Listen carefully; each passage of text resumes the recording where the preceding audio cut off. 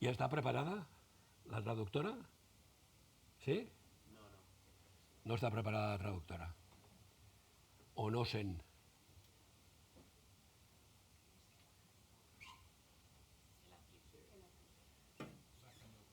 Es que si no, no veo. ¿De lo bajo a lo de lo bajo?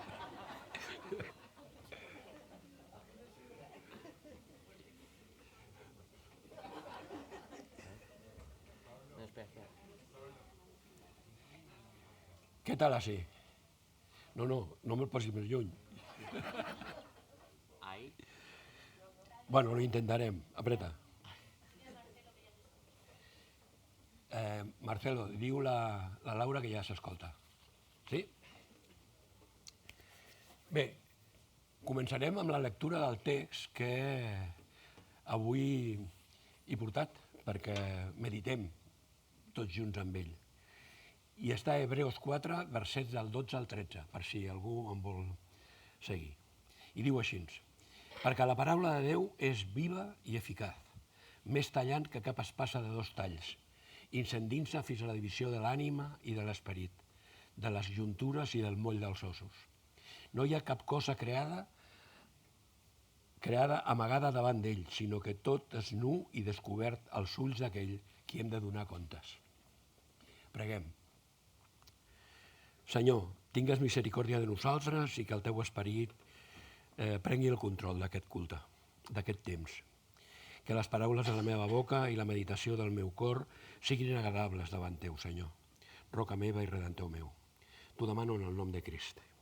Amén? Bé. Us dic per endavant que aquesta predicació, com és sobre la paraula de Déu, estarà plena de cites bíbliques. No us donarà temps a buscar-les, així que les aniré llegint jo. Perquè què millor que la pròpia paraula per argumentar qualsevol cosa que es digui d'ella. Aquest text comença amb un per què. Jo vull posar-vos exemples de per què. Quan diem el terra està moll, a continuació perquè acaba de ploure, o hem guanyat el partit perquè hem marcat més gols que el contrari. Els perquès donen explicacions, aporten llum al que diem. Són el ciment que lliga lo anterior amb lo posterior o el context amb el text. L'enteniment correcte de les escritures només el tindrem quan entenguem el text en el context. I en aquest cas, d'aquesta lectura, quin és el context? Recordem, en el context més proper, els capítols 3 i 4 d'Hebreus, d'aquesta carta, l'autor està parlant del repòs que Déu té reservat per al seu poble, és a dir, pels que creuen. Aquest és el repòs que els hebreus es van perdre i van anar errants pel desert durant 40 anys, a causa de la seva incredulitat. Al capítol 3 d'Hebreus, l'autor va citar el Salm 95 per advertir-los, al poble, que havien de considerar Crist com a superior a Moisès. L'obra de Moisès a favor del poble, en guiar-los pel desert, va ser importantíssima. Però més gran va ser l'obra que va realitzar Jesús, que va carregar amb els nostres pecats, morint a la creu en el nostre lloc, reconciliar-nos amb Déu i preparar-nos un lloc al cel, precisament aquest repòs del que parlava Déu. El Salm 95 se'ns va donar per David perquè el poble romangués en adoració i obediència a Déu. I aquest Salm 95, els versets 7 a l'11, diu així: avui, si escolteu la seva veu, no enduriu el vostre cor a Meribà, com el dia de Massà, en el desert, on els vostres pares ens posaren a prova. Em van provar i malgrat que havien vist la meva obra,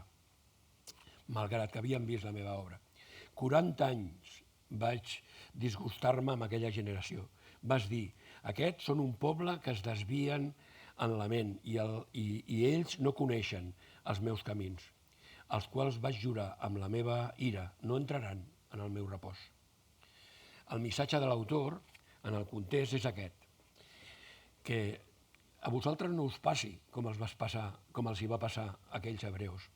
Aquesta generació va desconfiar de les promeses de Déu, oblidant-se de totes les seves obres, de tots els seus prodigis, tot el que van veure de la protecció de Déu al desert. Aquesta generació representa també els homes de tota època que sempre es desvien del seu cor, perquè el seu cor és dolent, pervers i sense remei. Aleshores Déu va jurar que no entrarien en el seu repòs. I en efecte, no hi van entrar ni entraran. Qui? Els desobedients. També en aquest context l'autor indica que dins l'Església hi poden haver persones amb aquestes característiques, amb aquest cor que s'acabaran apartant. Així com va haver-hi israelites que van veure la bondat de Déu al desert i tot i així van ser incrèduls, potser algun dels assistents a l'Església que estigui escoltant les bones noves de salvació pot tenir també un cor endurit, dolent i d'incredulitat, i pot apartar-se del Déu viu.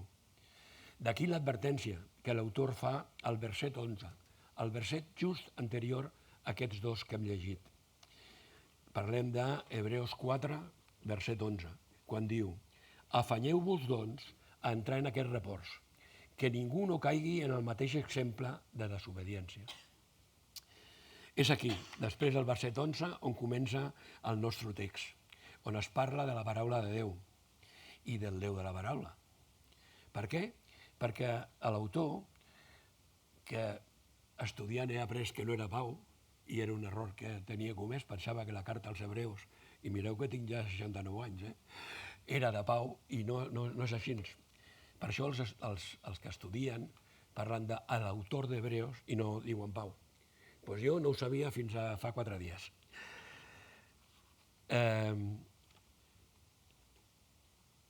Què volia fer l'autor de la paraula? Volia animar-los, el que l'escoltaven, a entrar en el seu repòs. I té confiança en que aquesta informació que tindrem ara sobre la paraula de Déu i Déu mateix ens pot ajudar donant-nos 2 estímuls perquè ens esforcem a entrar en aquest repòs. El primer estímul és que la paraula de Déu i les seves característiques ens portaran a tenir la seguretat d'aquest repòs, si l'escoltem, clar està. I el segon estímul seria perquè Déu tot ho veu. Comencem. Què és la paraula de Déu? Posaré uns exemples. A Gènesis 1:3 trobem: Déu digué que hi hagi llum, hi hagué llum. A Gènesis 12:1 trobem: i Javé va dir a Abraham: vés-te'n de la teva terra i de la teva parentela i de la casa del teu pare vers les terres que jo et mostraré. O a Mateu 3:16-17, el passatge del bateig de Jesús, i diu: i després de ser batejat, Jesús pujà fora de l'aigua, i de seguit, heus aquí, els cels que se li van obrir i es veié l'Esperit de Déu que baixava com un colom, venia a posar-se damunt d'ell. Heus aquí una veu del cel que deia: aquest és el meu fill estimat, en qui estic complagut. Això són exemples de la paraula de Déu directa. Però el Senyor parla de moltes altres maneres.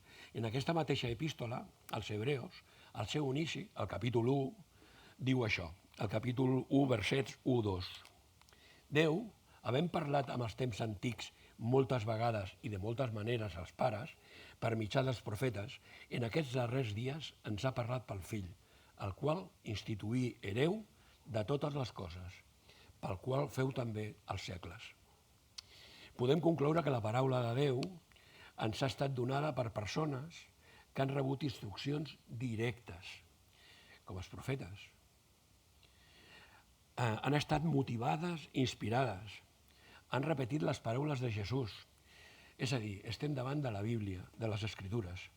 Com es recordava José diumenge passat, predicant sobre els Efesis, la paraula de Déu és l'espasa de l'Esperit. Però si volem saber com és i per què serveix, tenim un text preciós i molt pràctic a la segona de Timoteu 3, versets 16 i 17, molt conegut, i diu: tota l'Escritura és inspirada per Déu i és útil per ensenyar, per redarguir, per corregir, per instruir en la justícia, a fi que l'home de Déu sigui complet, preparat per tota bona obra. És molt probable que si ens preguntessin què opines, com és la paraula de Déu, haguéssim dit la paraula de Déu és inerrant, és suficient, és poderosa, és perfecta, no té contraindicacions, no té contradiccions, perdó. Però l'autor, inspirat per l'Esperit, diu que la paraula de Déu és viva i eficaç. Per mi, viva té un parell de sentits. Significa que està activa, que obre, que treballa, que transforma cors, que restaura. No són lletres mortes. És una paraula que té efectes als que l'escolten. Per exemple, salva o condemna. Produeix coses, no és un llibre mort que quan el llegeixis et quedes igual. Quan les paraules són llegides i cregudes, produeixen fruit.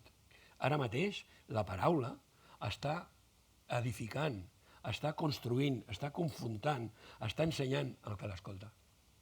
Un altre sentit és que la paraula de Déu produeix vida, dona vida. A primera de Pere 1, verset 23, trobem això. Heu estat regenerats no pas de la llavor corruptible, sinó incorruptible, per mitjà de la paraula viva de Déu que perdura eternament. Primera de Pere 1, 23. Hi ha un text en Ezequiel que m'hagués agradat posar-lo com a lectura i que parla de... Us sona la vall dels ossos morts? Doncs li diu al senyor Ezequiel, parla, profetitza sobre aquests ossos, i comencen a sortir tendons, músculs, i comença a prendre vida. Doncs això és el que té el poder, la paraula, l'ha de donar vida. La paraula de Déu produeix vida, i vida en abundància. Aquest sentit de produir vida és el que trobem a la carta als Efesis. Quan nosaltres estàvem morts amb els nostres delictes i pecats, però Déu, mitjançant l'Esperit Sant i la seva espasa, que és la paraula, ens va donar vida. Estàvem morts amb els nostres delictes i pecats.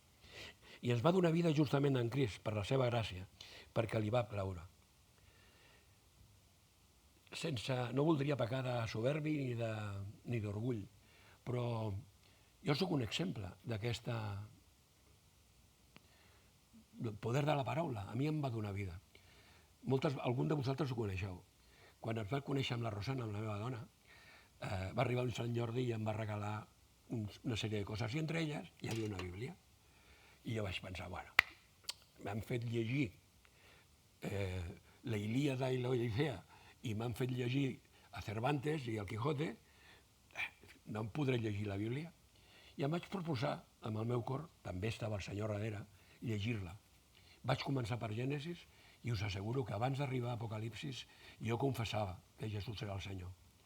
Amb la quietud de llegir la paraula i estar immers en ella i concentrat a l'Esperit Sant, em va donar aquesta consciència de pecat necessària per confessar, empenedir-se i rendir-se a Déu. I per tant, néixer de nou. La paraula de Déu té poder per si mateixa. A mi no em van convèncer homes. Va ser la paraula. Ella té poder per si mateix i ens dona vida, i vida en abundància. La Bíblia no és una connexió d'històries velles i de mites. Ella té vida i poder inherents. El predicador no fa que la Bíblia cobri vida. La Bíblia és viva i dona vida al predicador i a qualsevol altre que la rebi en fe. No us ha passat mai que a l'escoltar una predicació sembla que us estiguin parlant a vosaltres, al vostre cor? Sembla que hagin descobert quin és el problema que tens i quina és la solució per aquest problema? Doncs no és el predicador que coneix el més íntim de tu, que ha estat mirant per un forat. És la paraula de Déu, que té poder per si mateixa per donar-te vida. Sigui que hagis cregut l'Evangeli o sigui que encara no tinguis fe, qui de vosaltres o de nosaltres no vol entrar al repòs que Déu ens promet? Crec que tots volem entrar-hi. Si som creients nascuts de nou, som dels que ens esforcem per entrar, ens apropem per fer a l'obra de Jesucrist i després vivim per fer en les seves paraules. Hem de reconèixer que hi ha moments que voldríem tirar la tovallola, però la paraula de Déu s'ha de constituir en el nostre estímul diari. Hem de ficar-nos en la paraula, estar rodejada d'ella, meditar, tenir-la a prop, conèixer-la. per continuar. Esforcem-nos per entrar, perquè la paraula de Déu, a més de vida, és eficaç.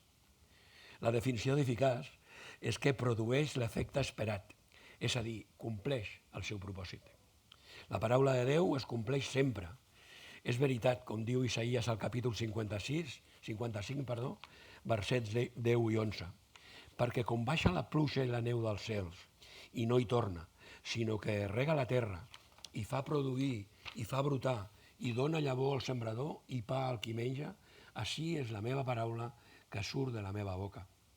No torna a mi buida, sinó que fa allò que desitjo i acompleix allò per la que l'he enviat. La paraula de Déu obra eficaçment en aquells que creuen. Llegim a la primera de Tessalonicencs 2:13 aquestes paraules. Per això, també nosaltres donem incessantment gràcies a Déu, perquè havent rebut la paraula de Déu que veu escoltat de nosaltres, no vau acceptar paraula d'homes, sinó tal com és en veritat paraula de Déu, que opera en vosaltres els creients. Opera, obra, actua. Fixeu-vos quina eficàcia té aquesta paraula de Déu. Llegim a Romans 10:17. Per tant, la fe és per escoltar, i a l'escoltar per la paraula de Déu. Qui no té fe? Que llegeixi la paraula. La paraula de Déu et donarà la fe que necessites, perquè la fe és per escoltar, i escoltar per la paraula de Déu. Aquells que es volen amagar de la paraula de Déu apel·lant a que no tenen fe, que sàpiguen que escoltant-la la rebran. Per tant, que no s'amaguin, que no s'excusin. Què diu el nostre text? Perquè la paraula de Déu és viva i eficaç i més tallant que cap espasa de 2 talls. Les espases que més tallen són les de 2 talls. Les espases de les regions romanes eren les gladius, eren curtetes, però tenien 2 fils i acabaven en punta. Servien inclús per apunyalar. Els estoques dels toreros també tenen 2 fils, dos fulles per tallar, una a cada cantó, i a més acaben en punta i penetren. Fixeu-vos que s'utilitzen per matar el toro, no? Els toreros tenen també i tal, i acaben amb una punta que els hi permet penetrar, com els punyals. La paraula de Déu és l'espasa de l'esperit. És una eina per a la batalla espiritual, especialment ofensiva i penetradora. No hi ha res que s'amagui d'ella. Aquesta mateixa espasa és la que es referia l'apòstol Joan en la seva visió del fill de l'home en Apocalipsis 1, verset 16, i diu: tenia a la seva mà dreta 7 estels i de la seva boca sortia una espasa esmolada de 2 talls i el seu rostre era com el sol que resplendeix amb el seu poder. Els que es neguen a creure i obeir la seva paraula seran durament juzgats amb la mort eterna. Al contrari, aquells que confien en la paraula i l'obeeixen, perseverant fins a la fi, rebran herència de la vida eterna. Ningú no s'ha d'atrevir a ignorar la paraula de Déu. Ningú l'ha de rebutjar i resistir, perquè aquesta paraula talla profundament com un bisturí, com el bisturí d'un cirurgià. Pot arribar als òrgans més profuns i vitals. No sé què passarà amb els que no han tingut l'oportunitat d'escoltar la paraula, però el que sí sé és que una vegada que has estat exposat a les Escritures, la paraula demana de tu una resposta, ja que Déu no tolera ni la indiferència ni la desobediència. Continua dient, i aquesta paraula de Déu s'endinsa fins a la divisió de l'ànima i de l'esperit. Què vol dir dividir l'ànima i l'esperit? Qüestió teològica. N'hi ha molts que intenten fer una distinció entre l'ànima i l'esperit, ideant una divisió psicològica enginyosa entre tots dos. Jo crec que només la paraula de Déu pot dividir l'ànima i l'esperit. La Bíblia té ocasions en què les dues paraules, ànima i esperit, són usades com a sinònims, són intercanviables. Sembla referint-se sempre al nostre home interior. Hi ha altres passatges de la Bíblia que resulta clar que l'ànima i l'esperit són coses diferents i no són el mateix. Així doncs, reiterem, només la paraula de Déu pot dividir l'ànima de l'esperit. Són éssers amb cos i ànima, una part material i una altra part immaterial. A segona de Colossenses 5:13 diu: perquè sabem que si aquesta tenda nostra, que és la nostra casa terrenal, es desfà, en els cels tenim l'edifici de Déu, una casa no feta amb les mans, que és una casa eterna. Per això gemeguem perquè anhelem de ser revestit en la nostra habitació del cel, i en tant que vestits no serem trobats despullats. També llegim a 2 de Corintis 4:16. Per tant, no defallim, sinó al contrari, encara que el nostre home exterior es va desgastant, a l'interior es renova dia a dia. Aquest és un missatge que m'encanta, perquè és una esperança pels que ens fem vells. L'home interior es renova cada dia, no es gasta. Al revés, evoluciona, i per bé. Amb permís.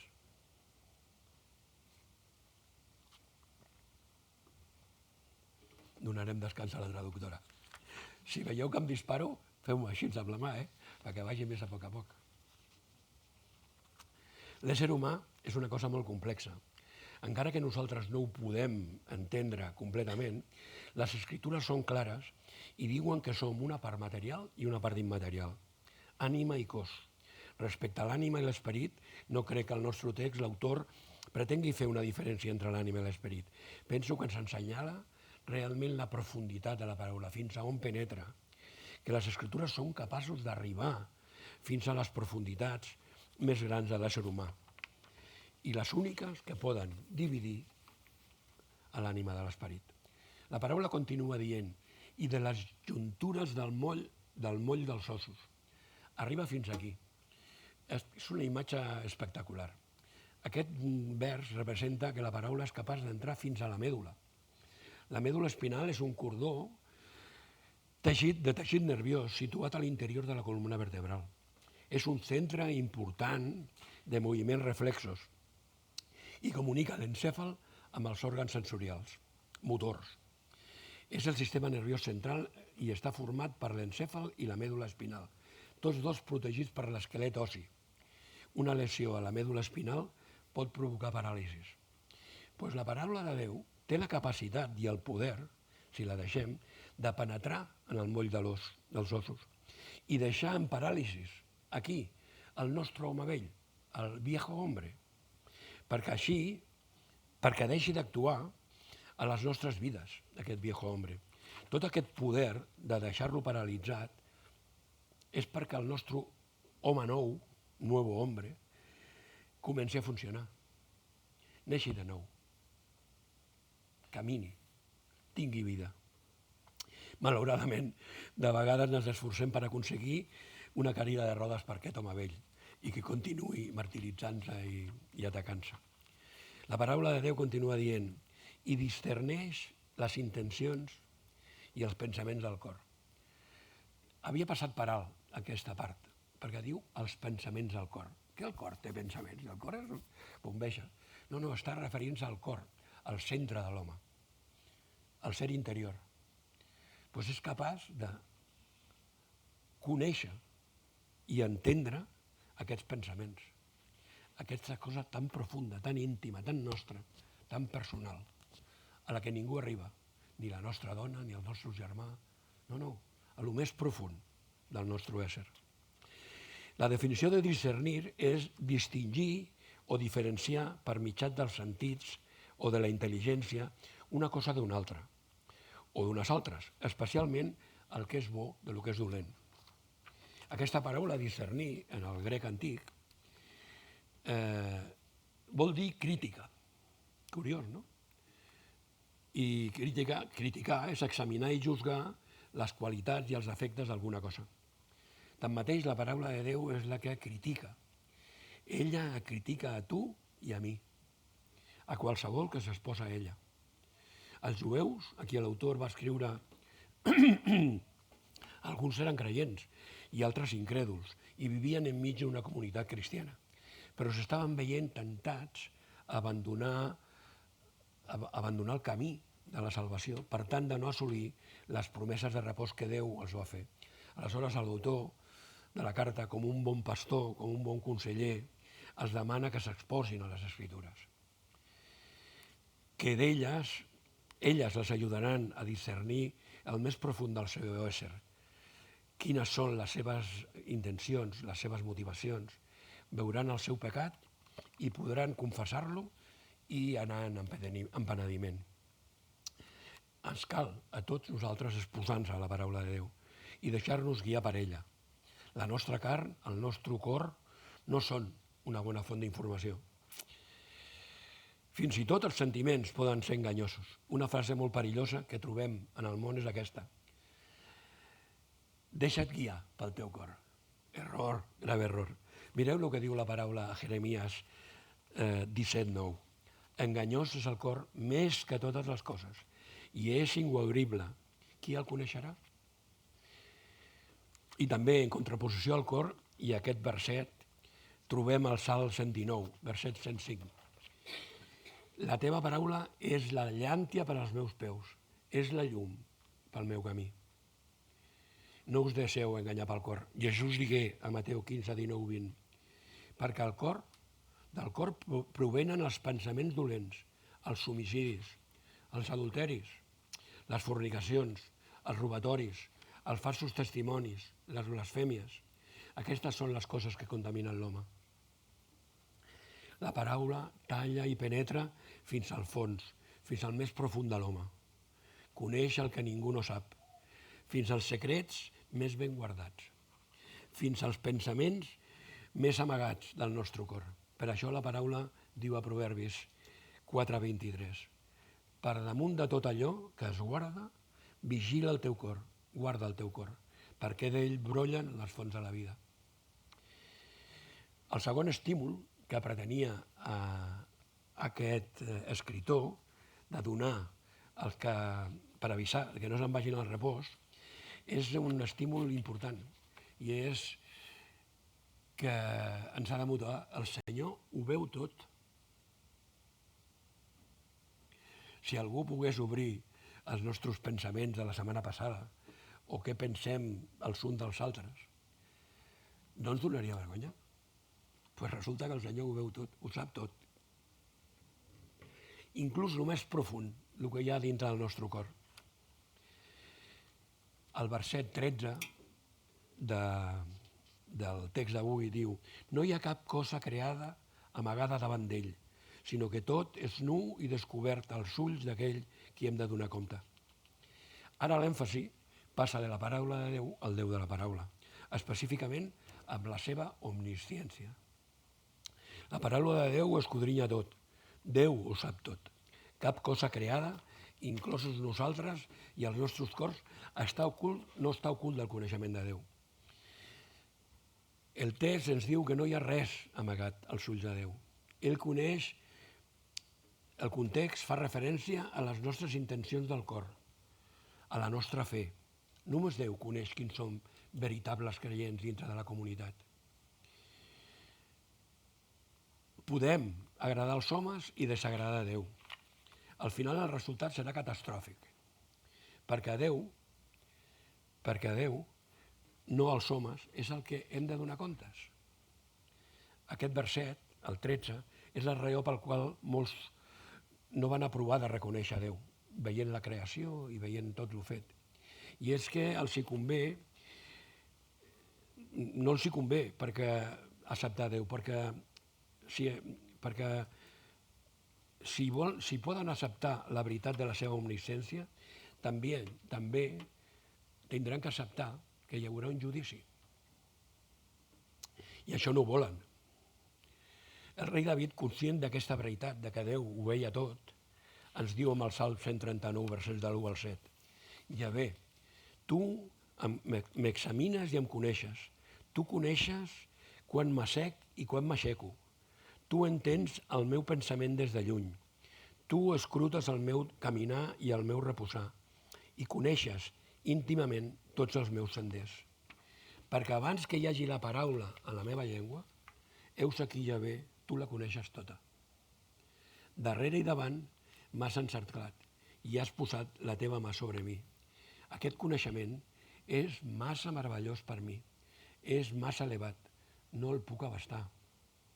On aniré lluny del teu esperit? I on fugiré de la teva presència? L'apòstol Pau tenia clar que l'important és agradar a Déu i no pas als homes.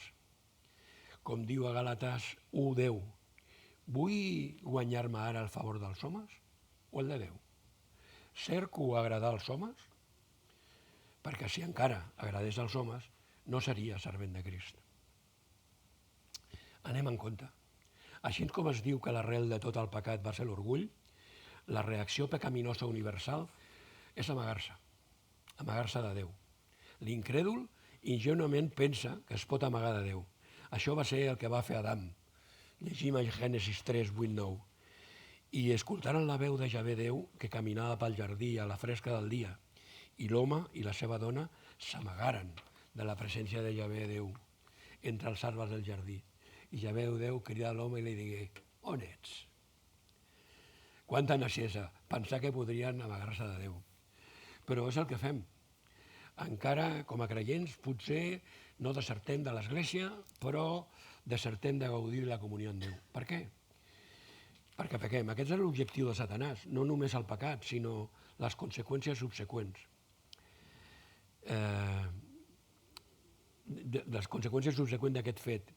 I és que ens sentim culpables i ens sentim acusats. I aleshores ens amaguem de Déu. En lloc de confessar i de gaudir del perdó i de la comunió, sortim bufat, ens amaguem. Llegim a Jeremies 23, 24, quan diu, pot algú amagar-se en amagatalls que jo no el vegi? Declaració de Javé. No omplo els cels i la terra? Declaració de Javé. L'home es pot tornar un expert en aparentar, en fer veure què és el que no és.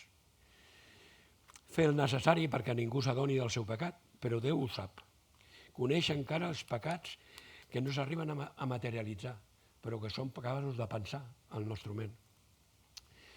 Que es queden en desitjos. Coneix quan a l'exterior estem vestits de pietat, però plens de motivacions pecaminoses. Us acordeu dels fariseus? Fariseus, sepulcres emblanquits. Doncs nosaltres també som agents. Diu el text que a Déu, és a Déu el que hem de donar comptes. Acabem de passar l'època d'Hisenda, i alguns diuen, Hisenda ho sap tot. Fixeu-vos si ho sap tot, que inclús pots accedir a un esborrany en què estan totes les coses que has de declarar allà col·locades. Sembla que ho sàpiga tot. Però no és veritat. Hi ha algunes vegades que s'han produït events que ella no coneix i que has d'ajustar aquest borrador perquè les coses quadrin i siguin correctes.